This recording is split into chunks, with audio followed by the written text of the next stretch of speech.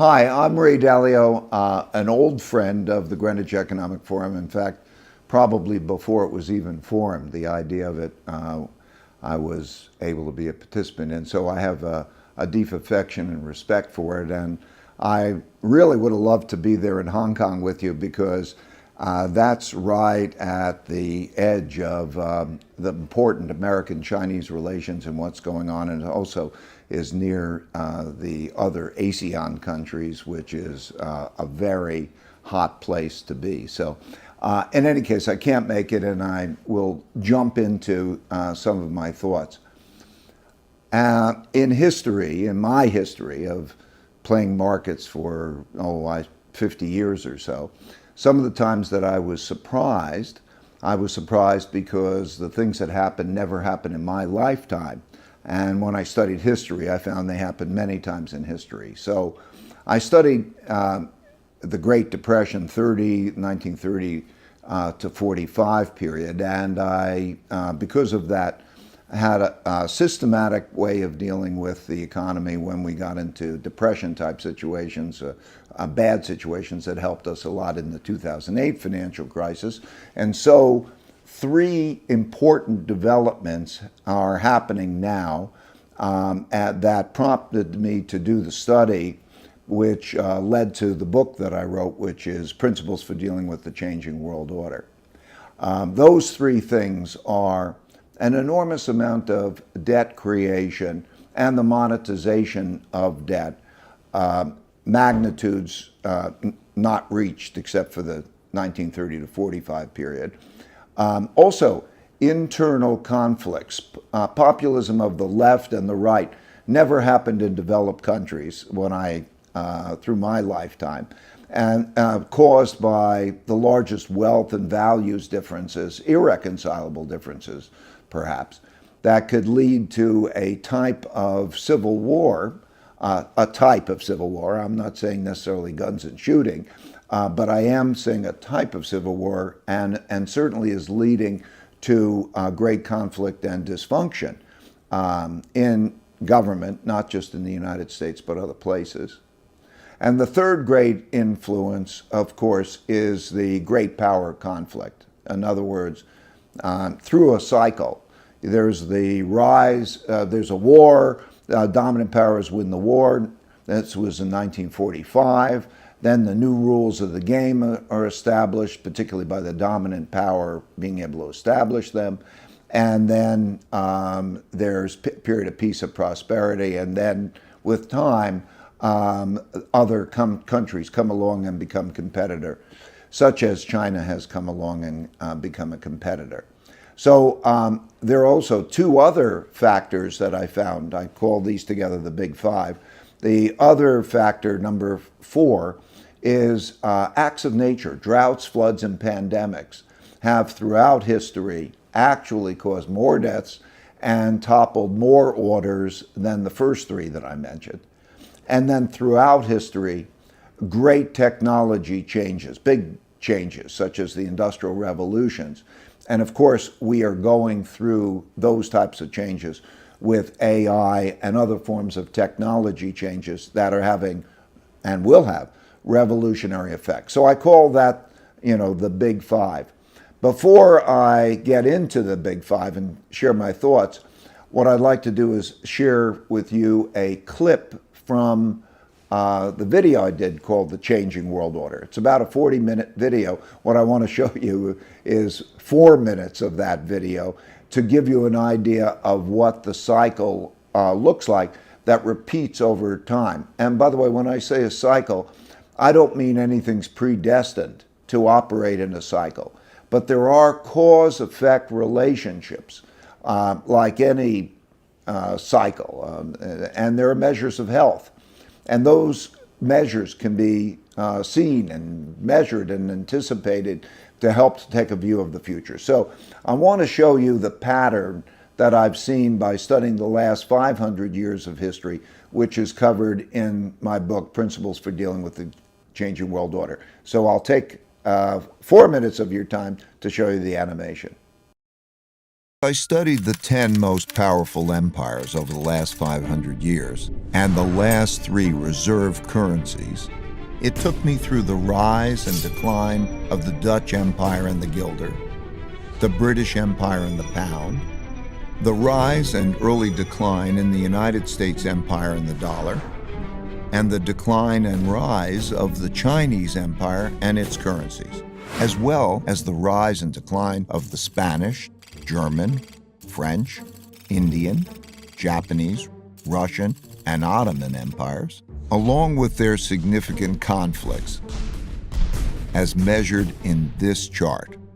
To understand China's patterns better, I also studied the rise and fall of Chinese dynasties and their monies back to the year 600. Because looking at all these measures at once can be confusing, I'll focus on the 4 most important ones: the Dutch, British, US, and Chinese. You'll quickly notice the pattern. Now let's simplify the form a bit. As you can see, they transpired in overlapping cycles that lasted about 250 years, with 10 to 20-year transition periods between them. Typically, these transitions have been periods of great conflict because leading powers don't decline without a fight. So how am I measuring an empire's power? In this study, I used 8 metrics. Each country's measure of total power is derived by averaging them together. They are education, inventiveness and technology development, competitiveness in global markets, economic output, share of world trade, military strength, the power of their financial center for capital markets, and the strength of their currency as a reserve currency. Because these powers are measurable, we can see how strong each country is now, was in the past, and whether they're rising or declining. By examining the sequences from many countries, we can see how a typical cycle transpires. And because the wiggles can be confusing, we can simplify it a bit to focus on the pattern of cause-effect relationships that drive the rise and decline of a typical empire. As you can see, better education typically leads to increased innovation and technology development, and with a lag, the establishment of the currency as a reserve currency. You can also see that these forces then declined in a similar order, reinforcing each other's decline. Let's now look at the typical sequence of events going on inside a country that produces these rises and declines. In a nutshell, the big cycle typically begins after a major conflict, often a war, establishes the new leading power and the new world order. Because no one wants to challenge this power, a period of peace and prosperity typically follows. As people get used to this peace and prosperity, they increasingly bet on it continuing. They borrow money to do that, which eventually leads to a financial bubble. The empire's share of trade grows, and when most transactions are conducted in its currency, it becomes a reserve currency, which leads to even more borrowing. At the same time, this increased prosperity distributes wealth unevenly, so the wealth gap typically grows between the rich haves and the poor have-nots. Eventually, the financial bubble bursts, which leads to the printing of money and increased internal conflict between the rich and the poor, which leads to some form of revolution to redistribute wealth. This can happen peacefully or as a civil war. While the empire struggles with this internal conflict, its power diminishes relative to external rival powers on the rise. When a new rising power gets strong enough to compete with the dominant power that is having domestic breakdowns, external conflicts, most typically wars, take place. Out of these internal and external wars come new winners and losers. Then the winners get together to create the new world order, and the cycle begins again. So that's a typical cycle, and you have to watch it and give whatever thought and credence to that you think is appropriate. But let me touch on the big five. By my calculations and understanding the mechanics of the creation of debt, the creation of debt for individuals or companies and governments is all the same except for one big difference, in which that is the government's ability to print money to pay debt. In other words, debt is an obligation to pay back money. And if that system works well, there's a reward. Interest rates are high enough to be good for the lender and who becomes the creditor. That lender-creditor can have a high enough interest rate that they get a good return from that lending, and that the borrower doesn't have such a high interest rate that is crushing for them financially. And the more debt rises relative to income, the more difficult that is. So the debts that have been accumulated, and large debts are projected, particularly in the United States, but this is now a world phenomenon. There's simply not enough money to go around, so for all the social programs, military, and other things, there is therefore the progression of debt continuing to rise relative to incomes, which is setting itself up for a challenge. Central banks, by buying the debt, have taken on their balance sheets. And so that is a risky situation which evolves over time. It's not the most immediate situation, but it'll certainly be affected by the other things that are going on. All of five of these, by the way, affect each other. So the interrelationship in creating that cycle is important. Okay, the second is the internal conflict. And of course, that is the highlight of this year. How will particularly the elections in the United States go? There are two questions related to that. Will the elections be accepted by both sides? And what are the consequences of that? We honestly don't know the answer. There are reasons for concern, and I'll leave that to you. But there are also very big differences between the policies of what would be a Trump administration and what would be a Democratic administration, particularly the issue of left-right. Both parties have moderates and have extremists, and in both cases, there will be likely conflict between the extremists. And so in the Trump presidency, you're getting much more of a nationalistic, isolationist, protectionist type of policies that are of the right and are likely to offer more protections to those who have larger amounts of money, the wealthy and the corporations. And of course, on the left, most of those policies are somewhat different. But the one thing that there's broad agreement on is the I would say, anti-China policies. So that brings us, so in 2024, we are going to learn a lot about these and what the policies will be. The second, third influence, of the great power conflict is something that you all see up close. And both countries, the United States and China, have their own sets of challenges. In China's case, there is of course, the real estate creating the debt issues and the economic issues coming from that. And as President Xi said, there's an approaching 1 in 100-year storm on the horizon. And there are domestic issues. Climate, of course, is a big issue, has always been for China.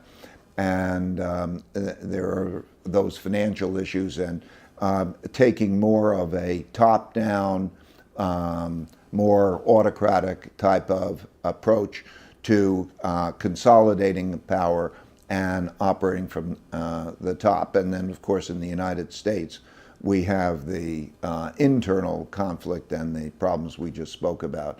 And of course, that has enormous implications for the world. Because if you read history, you see that the economic warfare precedes military warfare. I can't comment. I have no particular inside information regarding military conflict. You all see the situation. I believe it's most likely that there's not an imminent form of military conflict, but we do have a situation, of course, with Taiwan, that there is a one China policy, and that will not go on forever. And so that has created a set of circumstances now in which there are questions. There are questions from international investors about whether they will experience consequences that could come from their governments. For example, American investors investing in China could experience from their government negative consequences for that. And then there's also the worry from that the Chinese side could make that challenging. And then there's the raising of issues, of the ideological issues. Let's say, is in China, is it still glorious to be rich? Is it what does the continuation of market economy, how is that going to work, and how does property protections work, and how are the issues about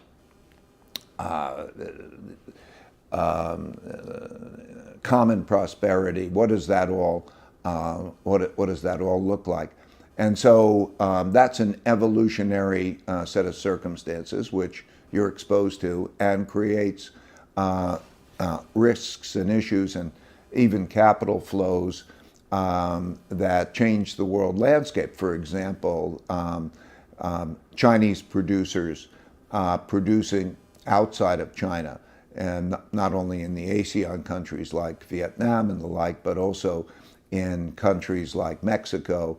And how does that all work? That's changing the landscape. And of course, there's a great risk of economic sanctions, an exchange of economic sanctions that would be really terrible for the world. So there's risks behind that. At the same time, Chinese assets are very attractively priced, and we've done very well. Bridgewater has done very well over the last 5 years of operating in there, and so there's certainly effective ways to make investments in China. And then we come to the fourth influence, which is the climate issue. And there's particularly climate, droughts, floods, and pandemics, which have been incredibly deterministic and influential in China. So at a minimum, this is going to be very financially costly in one way or another, either to try to keep climate temperature levels rising to 1.5 degrees and inventing new technologies, or paying for the damages that occur from it, or building infrastructure to protect oneself around that, seawalls and other things. It costs estimated cost, $8 trillion a year. That $8 trillion a year worldwide is equivalent to about 8% of world GDP. It's certainly going to be a disruptor, and it'll change migration patterns, and it'll have big effects. And of course, number 5, as I said, was technology. And in my opinion, We are going right now through the greatest industrial revolution changes. You know, and when I look at history, and I think the power of the printing press in being able to have knowledge pass, and when knowledge could be built on and shared, what an incredible invention. And then, of course, we went from the agricultural age to the industrial age, in which man learned that machines could replace people doing a lot of different things. And that created, of course, a great economic boom. And of course, we have had the digital revolution that's gone on, that's included all that, you know, all its various ways that you're well acquainted with. And of course, this technology revolution, AI, when you start to thinking touches everything, and the capacity to either supplement one's thinking or to do work that could have been less effectively done at more costs by people, and the productivity impact, but also technology. It could be used for war. It's a fabulous tool, and we're entering an era that we really can't fully anticipate. So those five forces are interdependent on each other and will influence. But it's a period that we're entering into of greater risk. And the main thing I would emphasize is the need for effective diversification. So if I was to leave you with some messages, the messages would be that the power of diversification is greater than the power of even good decision making, because you can improve your return to risk ratio by a factor of 5 if you can find good uncorrelated return streams. And when we think about diversification, diversification means diversification of countries, diversification of asset classes, diversification of currencies, and so broader diversification. I can't take the time to take you through really the structural ways of being able to diversify well, but I would also emphasize some big picture tactical considerations. Basically, there are 3 things that I look for in countries. And I suppose to some extent I look for it also in corporations, countries, and people in terms of managing their finances. And so here they are. First, does the country as a whole earn more than it spends? So does it have a good income statement and a balance sheet so that it has the financial capabilities of dealing with the issues at hand? The second is it an environment that is conducive for healthy competition and working together to create great productivity through great leadership and great productivity? And number 3, is it a country that is at risk of a war, to be caught between countries in a war? You know, I studied markets behavior in wars, and there are 3 types of countries. Those countries that are the winners, those that are the losers in the war, and those that are neutral in the war. And it turns out that those that are neutral in the war do better than the winners of the war, who still pay a terrible cost, financially as well as in loss of life and destruction. And then, of course, the worst is the losers of the war, who lose everything. My main point is that in thinking about what is the financial health of a country, how well do they work together to be productive together, and are they at risk of a conflict that would be disruptive to all of that? So that's what I look at when I'm thinking about diversification. I think about diversification of asset classes. And I would say a couple of things. I am worried about debt assets being able to provide an adequate return. There has been a big monetization of debt, so now central banks own a lot of those debts. They have losses on those debts. If things continue, then they will have to monetize even their losses. And that's a classic late cycle inflationary consequence. In addition, one man's debts are another man's assets. Right now, there's a need for about a 2% real return. That's a good guideline of an indifference point. 2% real return is required in order to have an equilibrium. And so watch that real return to see is if it's maintained, and if that could be maintained without the debt squeeze happening. So for those reasons, I don't like debt assets. I like equity assets. I think that gold should be part of the portfolio. Gold is an alternative money. In fact, it is the third largest reserve currency after the dollar and the euro and ahead of the yen. So I would diversify and pay attention to those. Those are my general thoughts. Those factors will be drivers.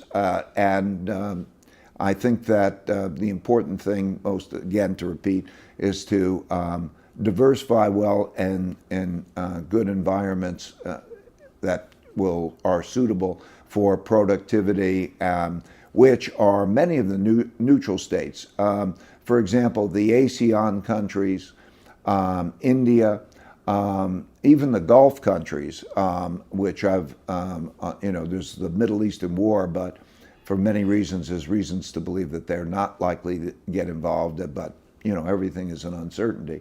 And there's productivity there. So thinking about the geographic, of course, you will continue to invest in the United States. When I think about diversification, also of new technologies, which I think are going to be revolutionary in their impact, there is only the United States and China in terms of the big players in this.